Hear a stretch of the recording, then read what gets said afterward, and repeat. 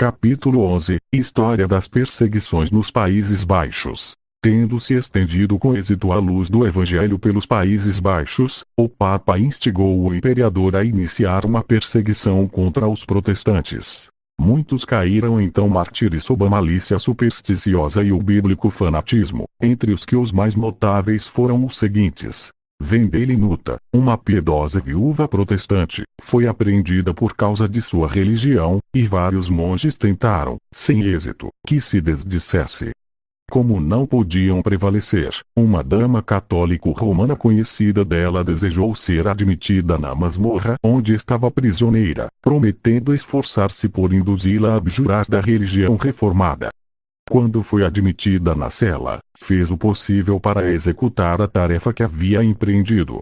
Mas ao ver inúteis seus esforços, disse: Querida Vendelinuta, se não abraças nossa fé, mantém pelo menos em segredo as coisas que tu professas, e trata de prolongar tua vida. Ao qual a viva respondeu: Senhora, você não sabe o que diz. Porque com o coração cremos para a justiça, mas com a boca se faz confissão para a salvação. Como recusara rotundamente desdizer-se, seus bens foram confiscados, e ela foi condenada à fogueira. No lugar da execução, um monge lhe apresentou uma cruz, e a convidou a beijá-la e a adorar a Deus. A isto ela respondeu: Não adoro nenhum Deus de madeira, senão o Deus eterno que está no céu. Então foi executada, mas por mediação da dama católico-romana, foi-lhe concedido o favor de ser estrangulada antes de pôr-se fogo na lenha. 2 clérigos protestantes foram queimados em Coilen. Um comerciante de Amberes, chamado Nicolas, foi amarrado num saco, lançado num rio e afogado. E Pistorius, um erudito estudante, foi levado ao mercado de um povo holandês numa camisa de força, e ali lançado numa fogueira. 16 protestantes foram sentenciados à decapitação e se ordenou que um ministro protestante assistisse à execução. Este homem executou a função de seu ofício com grande propriedade, exortando-os ao arrependimento, e lhes deu consolação das misericórdias de seu Redentor. Tão logo como os 16 foram decapitados, o magistrado gritou ao carrasco: Falta ainda que assestes um golpe, verdugo. Deves decapitar o ministro.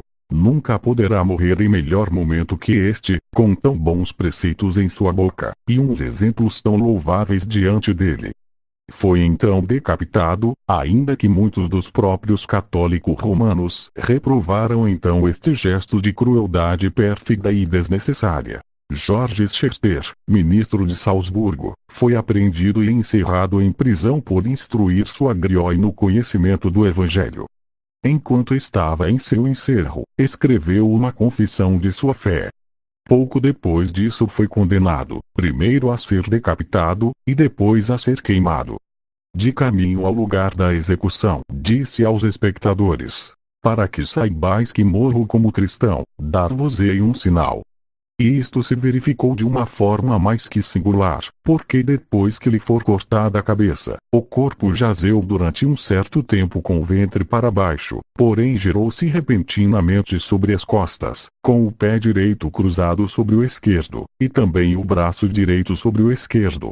E assim permaneceu até ser lançado no fogo. Em Louviana, um erudito homem chamado Percinal foi assassinado em prisão. Justus Inspar foi decapitado por ter em seu poder os sermões de Lutero. Gilles Tillemann, um faqueiro de Bruxelas, era um homem de grande humanidade e piedade. Foi apreendido entre outras coisas por ser protestante, e os monges se esforçaram muito por persuadi-lo a desdizer-se. Teve uma vez, acidentalmente, uma boa oportunidade para fugir, e ao perguntar-se-lhe por que não a havia aproveitado, disse: Não queria fazer tanto dano a meus carcereiros como lhes teria acontecido, caso tiverem de responder acerca de minha ausência, se eu escapasse. Quando foi sentenciado à fogueira, deu fervorosamente graças a Deus por dar-lhe a oportunidade, por meio do martírio, de glorificar seu nome. Vendo no lugar da execução uma grande quantidade de lenha, pediu que a maior parte da mesma fosse entregue aos pobres, dizendo: Para queimar-me a mim será suficiente com um pouco. O carrasco se ofereceu para estrangulá-lo antes de acender o fogo, mas ele não quis consentir, dizendo-lhe que desafiaria as chamas, e desde logo expirou com tal compostura em meio delas que apenas se parecia sensível a seus efeitos. Nos anos de 1543 e 1544, a perseguição se abateu sobre Flandres da forma mais violenta e cruel. Alguns foram condenados à prisão perpétua, outros desterro perpétuo. Porém a maioria eram mortos, bem enforcados, bem afogados, emparedados, queimados, mediante o potro, ou enterrados vivos. João de Boscane, um zeloso portanto, foi apreendido por sua fé na cidade de Amberes. Em seu juízo professou firmemente ser da religião reformada, o qual o levou à sua imediata condena. Mas o magistrado temia executá-lo publicamente, porque era popular devido à sua grande generosidade e quase universalmente querido por sua vida pacífica e piedade exemplar.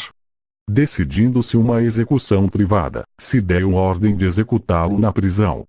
Por isso, o verdugo colocou numa grande banheira. Porém debatendo-se Boscane, e tirando a cabeça fora da água, o carrasco apunhalou várias vezes como uma adaga, até expirar.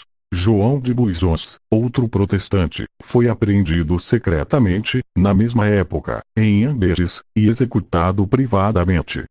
Sendo grande o número de protestantes naquela cidade, e muito respeitado preso, os magistrados temiam uma insurreição, e por esta razão ordenaram sua decapitação na prisão. No ano do Senhor de 1568, 3 pessoas foram apreendidas em Amberes, chamadas Scoblant, Uis e Coamas. Durante seu encerro, se comportaram com grande fortaleza e ânimo, confessando que a mão de Deus se manifestava no que lhes havia acontecido, e inclinando-se ante o trono de sua providência. Numa epístola alguns dignitários protestantes se expressaram com as seguintes palavras: porquanto é a vontade do Onipotente que soframos por seu nome e que sejamos perseguidos por causa de seu evangelho, nos submetemos pacientemente, e estamos gozosos por esta oportunidade. Embora a carne se rebele contra o espírito, e ouça o conselho da velha serpente, contudo as verdades do evangelho impedirão que seja aceito seu conselho, e Cristo esmagará a cabeça da serpente. Não estamos sem consolo no encerro, porque temos fé. Não tememos a aflição, porque temos esperança. E perdoamos a nossos inimigos, porque temos caridade. Não tenhais temor por nós, estamos felizes no encerro graças às promessas de Deus, nos gloriamos em nossas correntes, e exultamos por sermos considerados dignos de sofrer por causa de Cristo. Não desejamos ser libertados, senão abençoados com fortaleza. Não pedimos liberdade, senão o poder da perseverança. E não desejamos mudança alguma em nossa condição, senão aquela que coloque uma coroa de martírio sobre nossas cabeças.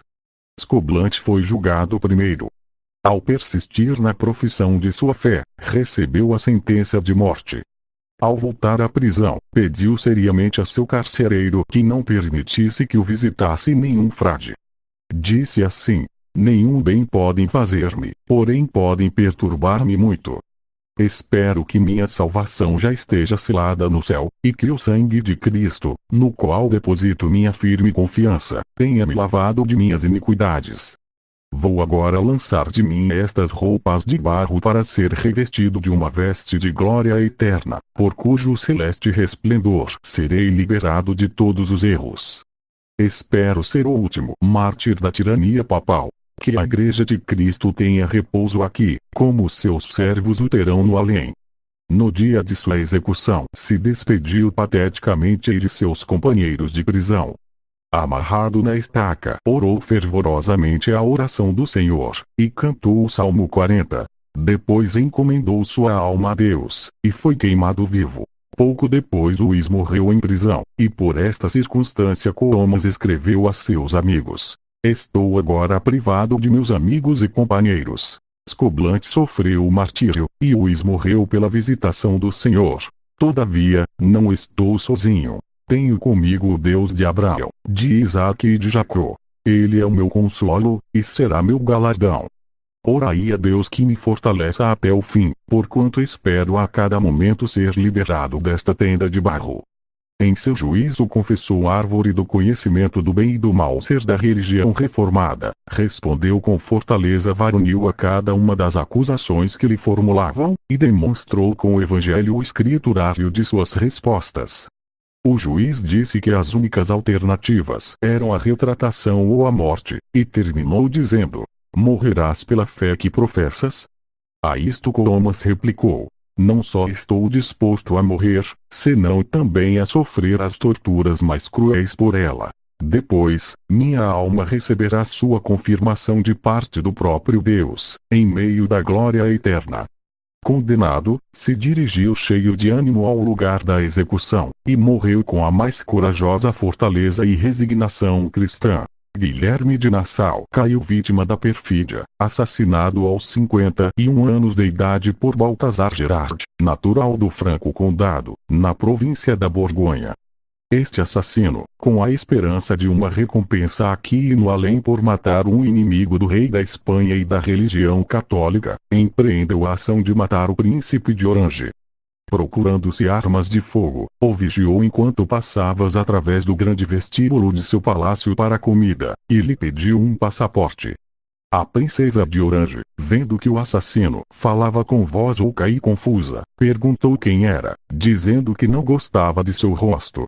O príncipe respondeu que se tratava de alguém que pedia um passaporte, que lhe seria prontamente dado. Nada mais aconteceu antes da comida, porém ao voltar o príncipe e a princesa pelo mesmo vestíbulo, acabada a comida, o assassino, oculto tudo quanto podia atrás de um dos pilares, disparou contra o príncipe, entrando as balas pelo lado esquerdo e penetrando no direito, ferindo em sua trajetória o estômago e órgãos vitais. Ao receber as feridas, o príncipe somente disse: Senhor, tem misericórdia de minha alma, e desta pobre gente, e depois expirou imediatamente. As lamentações pela morte do príncipe de Orange foram gerais por todas as Províncias Unidas, e o assassino, que foi apreendido de imediato, recebeu a sentença de ser morto da forma mais exemplar, mas tal era seu entusiasmo, ou contrassenso, que quando lhe desgarravam as carnes com pinças candentes, dizia friamente: se estiver livre, o faria de novo. O funeral do príncipe de Orange foi o maior jamais visto nos Países Baixos, e talvez a dor pela sua morte é mais sincera, porque deixou trás e sim o caráter que honradamente merecia, o de pai de seu povo. Para concluir, multidões foram assassinadas em diferentes partes de Flandres. Na cidade de Valence, em particular, 57 dos principais habitantes foram brutalmente mortos no mesmo dia por recusarem abraçar a superstição romanista.